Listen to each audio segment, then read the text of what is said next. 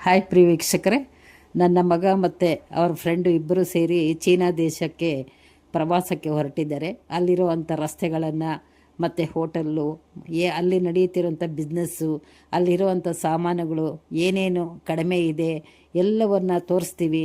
ಬನ್ನಿ ಹೋಗೋಣ. I love you all. ಬನ್ನಿ, ಸ್ವಾಗತ ನಿಮಗೆ. ಹಾಯ್ ಪ್ರಿಯ ವೀಕ್ಷಕರೇ, ಚೀನಾ ದೇಶ ಬಹು ಸುಂದರವಾದ ದೇಶ. ಅಗಲವಾದ ರಸ್ತೆಗಳಿಂದ ಕೂಡಿದೆ, ದೀಪಗಳಿಂದ ಕಂಗೊಳಿಸುತ್ತದೆ. ಬಹುತೇಕ ಸುರಂಗ ಮಾರ್ಗದಿಂದ ವಾಹನಗಳು ಚಲಿಸುತ್ತದೆ. ನೋಡಲು ಮನೋಹರವಾಗಿದೆ. ಹಾಗೆ ಸುತ್ತಮುತ್ತಲೂ ನೀರಿನಿಂದ ಕೂಡಿದೆ.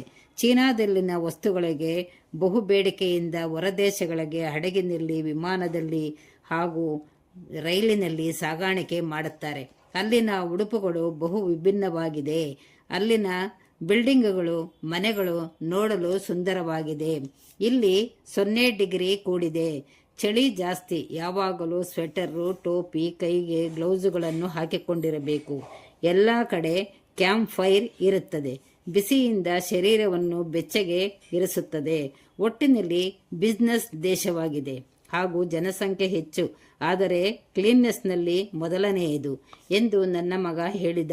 ಎಲ್ಲಿಯೂ ಕಸ, ಕಡ್ಡಿ, ಇತರೆ ಕೊಳಕು ಕಾಣಿಸುವುದಿಲ್ಲವೆಂದು ಚೀನಾ ದೇಶವನ್ನು ಹೊಗಳಿದ.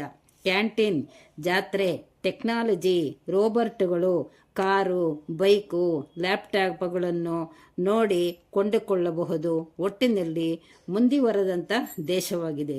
ಪ್ರಿಯ ವೀಕ್ಷಕರೇ, ನೋಡಿದಿರಲ್ಲ ಚೀನಾ ದೇಶವನ್ನು. ದೇಶ ಸುತ್ತಿ ಕೋಶ ಓದು ಅನ್ನುವ ಒಂದು ನಾಣ್ಣುಡಿಯಂತೆ ತುಂಬ ಸುಂದರವಾಗಿದೆ ಕಣ್ರಿ.